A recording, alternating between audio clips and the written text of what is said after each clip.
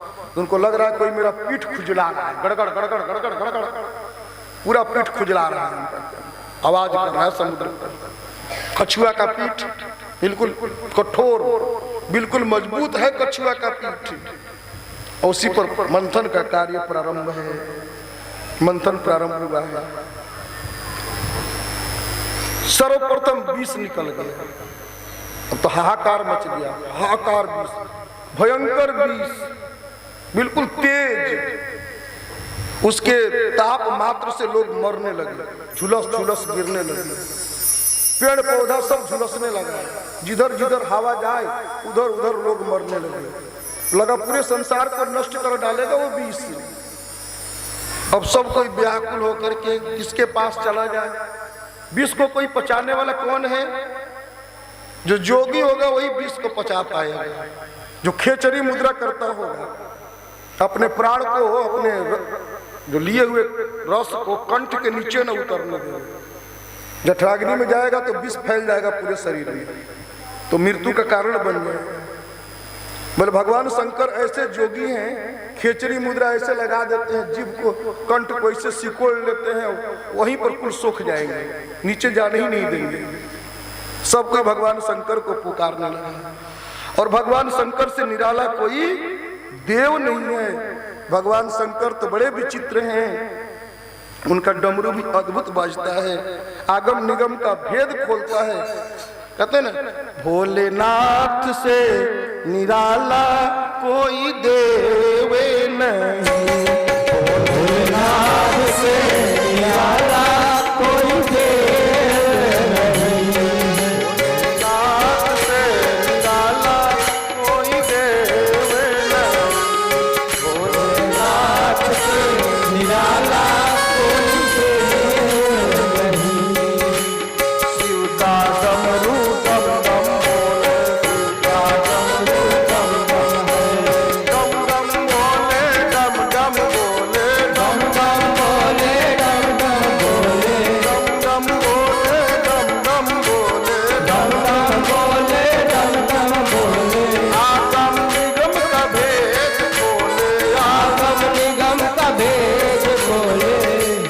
ऐसा डमरू बजाने वाला और नहीं, भोलेनाथ का निराला कोई देव नहीं, भोलेनाथ से निराला कोई और नहीं, भोलेनाथ का निराला कोई और नहीं, भोलेनाथ का निराला कोई और नहीं।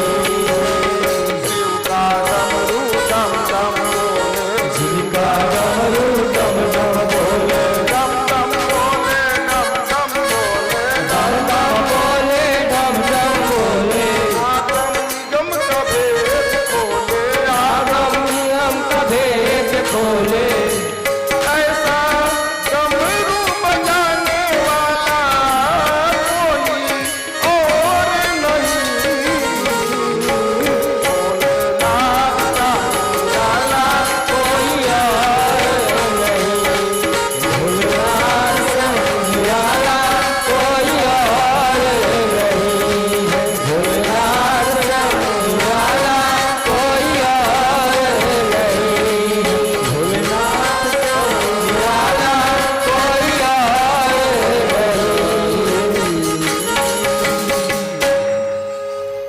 तो भगवान शंकर प्रकट हो गए और विष को ले लिए भगवान शंकर, और विष को पान कर गए, और पूरे पूरे विष को भगवान शंकर ने कंठ में ही रख लिया। उनका कंठ नीला पड़ गया, इसीलिए उनका नाम हो गया नीलकंठ। प्रेम से बोले नीलकंठ भगवान की जय। भागवत कथा में सबसे बड़ा पुण्य जानते हैं क्या होता है? जो हम बार बार झुकते हैं, बार बार नमस्कार करते हैं। सबसे बड़ा भागवत कथा में इसी की महिमा है। संकीर्तन करते हो, झुकते हो, हाथ जोड़ करके नमन करते हो, इससे क्या हमें झुकने का अभ्यास होगा। जितना हम झुकेंगे उतने अपने भीतर जो है एक नम्रता आएगी, एक नमनीयता आएगी। उतना ही हमारे भीतर जो है भक्ति माता जो है, जो दीनता के सिंहासन पर बैठती है भक्ति माता, बिल्कुल वो भक्ति माता जो है सिंहासन पर विद्यमान हो जाती है। और भक्ति माता आ जाती हैं तो उनकी दासी है मुक्ति। भक्ति के पति तो भगवान हैं, उनकी दासी है मुक्ति, तो मुक्ति उनके पीछे पीछे आ जाती है। इसलिए बार बार हमें प्रणाम करना है, बार बार झुकना है। समुद्र मंथन का कार्य प्रारंभ हुआ, उसके बाद कामधेनु गाय निकला, उच्च श्रवा नाम का घोड़ा। कामधेनु गाय तो ऋषियों को दे दिया गया, उच्च श्रवा नाम का घोड़ा जो है, बात मत करिए, इसमें बैठ के बात करती हैं तो ठीक नहीं होता है। ओह चुप रहिए।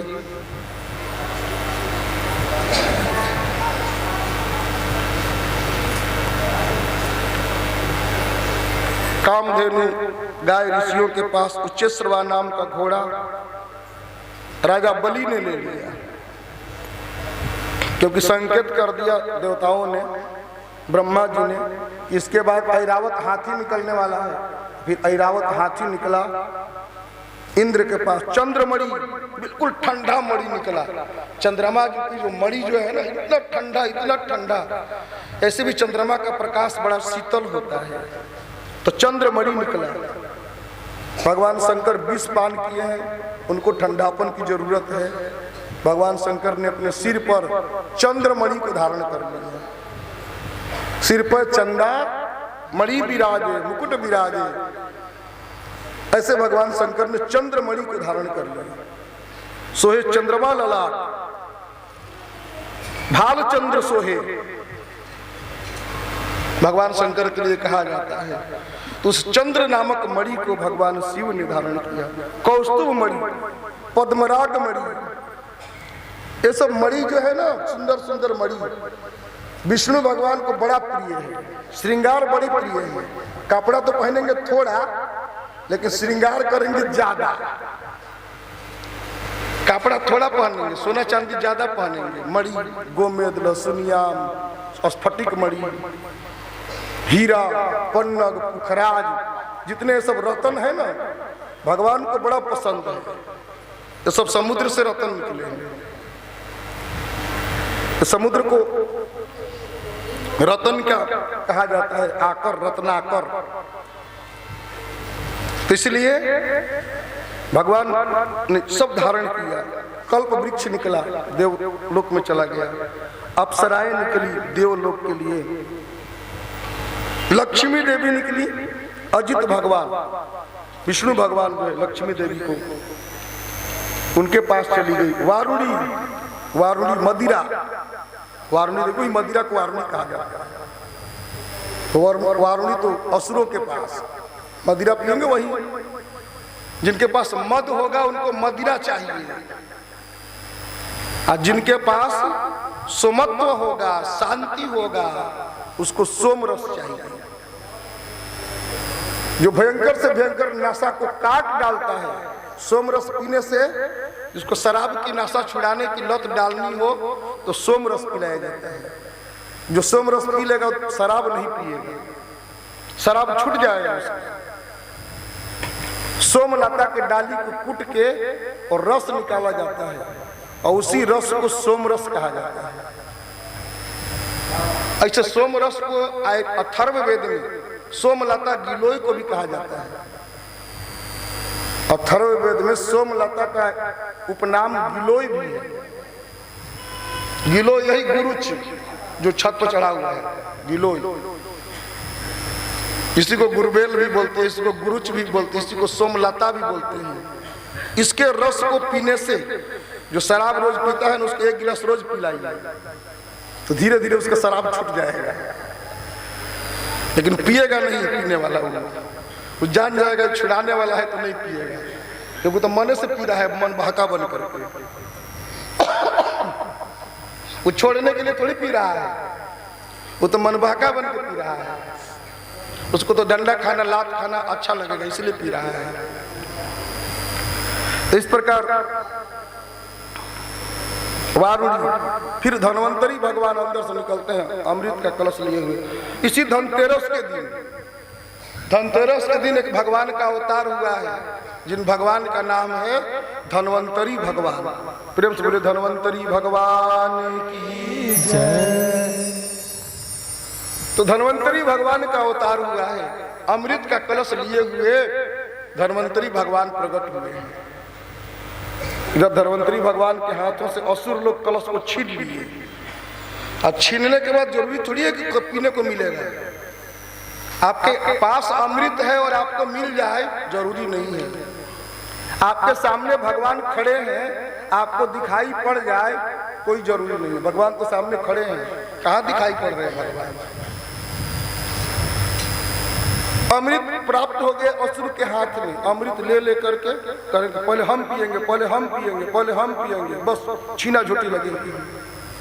देवता लोग पीछे पीछे गए, कहे को देवता को मिलने जाए। देवता लोग हताश होते, देवता लोग असुर के पीछे नहीं दौड़े ज्यादा, जान गए कि इनके पीछे दौड़ने से कोई फायदा नहीं है। चलो भगवान के पास चलो, भगवान की कृपा होगी तो सब संभव है। प्रभु की कृपा से ही सब कुछ संभव है। प्रभु कृपा साध्य है अमृत। इसलिए भगवान के स्तुति में लग गए देवता लोग भगवान की वंदना करने लगे, हरि की वंदना करने लगे। भगवान प्रकट हुए। देवताओं ने कहा प्रभु ये अमृत जो है असुर लोग पी जाएंगे तो अनर्थ हो जाएगा। भगवान ने कहा कैसे असुर लोग पी जाएंगे, अमृत तो देवताओं के लिए है। जिसके भीतर सादगी है उसको अमृत मिलेगी। ये देवता लोग तो अमृत से प्रेम नहीं करते हैं, अमृतता से प्रेम नहीं करते हैं, संसारिकता से प्रेम करते हैं, सार से प्रेम नहीं करते हैं, असार से प्रेम करते हैं। इसलिए इन्हें अमृत मिलेगा नहीं। इसलिए भगवान ने सुंदर सा रूप बनाया, अति सुंदर मोहिनी का रूप भगवान ने बनाया, बड़ा विलक्षण, बड़ा सुंदर ऐसा रूप न। और सामने बिल्कुल अपने साड़ी को खिसकाते हुए, साड़ी को छलछलाते हुए, कभी साड़ी को सिर पर डालते हुए, कभी साड़ी को सिर से नीचे गिराते हुए प्रकट हो गए भगवान। उनके पाए की पैजनिया झनझन झनझन, करधनी के झनकार, पैजनिया के झनकार बिल्कुल झनझना रहा है। आनंद से परिपूरित रूप को देख करके सब लोग उसके दौड़ पड़े। अमृत की ओर से ध्यान हट गया। भगवान ने कहा ये आप लोग क्या कर रहे हैं, आपस में लड़ रहे हैं, तू मैं कर रहे हैं, ये सब शोभा नहीं देता है। बोले हम लोग कश्यप ऋषि के संतान हैं और अमृत के लिए हम लोग आपस में झगड़ रहे हैं, आप ही न्याय कर दीजिए। आपको देखने से मालूम पड़ता है कि किसी पुरुष ने आपको अभी तक स्पर्श तक नहीं किया है। आपका कोमल स्वरूप, आपके भ्रिकुटी सुंदर, नयन मृग के तरह, मतवाले हाथी के तरह चाल, ऐसा अनुपम सौंदर्य, बड़ा श्रृंगार रस का वर्णन किया हुआ भागवत में। सब मोहिनी में आसक्त हो गए, इतने आसक्त हो गए ना कि किसी को कुछ सूझ नहीं रहा है। बोले आप न्याय करो। बिना सोचे समझे कलश भगवान को पकड़ा दिए, मोहिनी भगवान। और मोहिनी भगवान ने तो कलश तो ले लिया झटपट, कलश लेने में पीछे नहीं हटे। लेकिन कलश लेने के बाद मोहिनी भगवान ने कहा कि आप लोगों ने जो न्याय का भार मेरे ऊपर छोड़ा है अच्छा नहीं किया है। जो स्वच्छंद विचरण करने वाली स्त्री होती है ना, उसके ऊपर विश्वास नहीं किया जाता है। ये पतिव्रता होती है जो अपने परिवार के साथ रहती है, अकेले अकेले नहीं। सत्संग में जाना है तो पत्नी दूसरे सत्संग में जा रही है, पति दूसरे सत्संग में जा रहे हैं, तो उसको स्वच्छंद विचरण कहा जाए। पति पत्नी में जहाँ एकता नहीं है, पति पत्नी में जहाँ समानता नहीं है, पति पत्नी में जहाँ प्रेम नहीं है, पति पत्नी में जहाँ मिलन और कोई व्यवहार नहीं है, तो अच्छा बात नहीं है, वो धर्म नहीं हुआ, वहां अधर्म हो गया। पति पत्नी एक साथ बैठ करके भगवान का भजन करेंगे। इसलिए हमारे यहाँ जो दीक्षा लेने की परंपरा है, गुरु दीक्षा की परंपरा है, वो पति पत्नी एक साथ बैठ के दीक्षा लेते हैं। दोनों एक क्लास में चलेंगे, साथ साथ रहेंगे। सहना भवतु, दोनों साथ साथ स्तुति करेंगे। सह नौ अवतु, नौ मन हम दोनों की, पति पत्नी दोनों की, अवतु मन रक्षा करेंगे। एक साथ पति पत्नी को भजन करना चाहिए, कीर्तन करना चाहिए, पूजा करना चाहिए, आराधना करना चाहिए। दोनों बनाव होना चाहिए, दोनों में बिलगाव नहीं होना चाहिए। तो इसलिए आप लोगों ने जो न्याय का भार मेरे सिर पर छोड़ा है, अच्छा नहीं किया है। विश्वास पात्रम न की मस्ती नारी, ऐसे नारी पर विश्वास नहीं करना चाहिए। किम अत्र हेयम कनकम च कांता, संसार में क्या त्यागने योग्य है? कनक और कांता। द्वारम किमेकम नरकस्य नारी, कहते हैं कि ऐसी नारी जो है साक्षात नरक की द्वार होती है। और जो नारी घर में बनाव करके रखती है, पति पत्नी में प्रेम है, परिवार में प्रेम है, वो तो साक्षात लक्ष्मी होती है। वो तो साक्षात लक्ष्मी के अवतार हैं, साक्षात भगवती मैया के अवतार हैं। जो पति पत्नी एक साथ बैठ के पूजा करते हो तो लक्ष्मी नारायण है ना। दोनों में इतना बनाव हो तो लक्ष्मी नारायण माना जाएगा। अब पति पत्नी में बैर हो, पति पत्नी में झगड़ा हो, तो कितना भजन पूजन करेंगे उतना फायदा नहीं होगा। बाकी तो कौन देखता है? यही तो देखने में आता है किसके घर में क्या हो रहा है। परलोक में कोई देखता है क्या हो रहा है? यही दिखाई पड़ेगा ना कि कितना ये भजनानंदी है, कितना बनाव है, कितना प्रेम है, कितना लगाव है। यही देखने में आएगा। मरने के बाद कोई चिट्ठी नहीं लिखा है, उसके लिए शास्त्र ही प्रमाण है। मरने के बाद जो भी कहा जाता है वो शास्त्र ही प्रमाण है।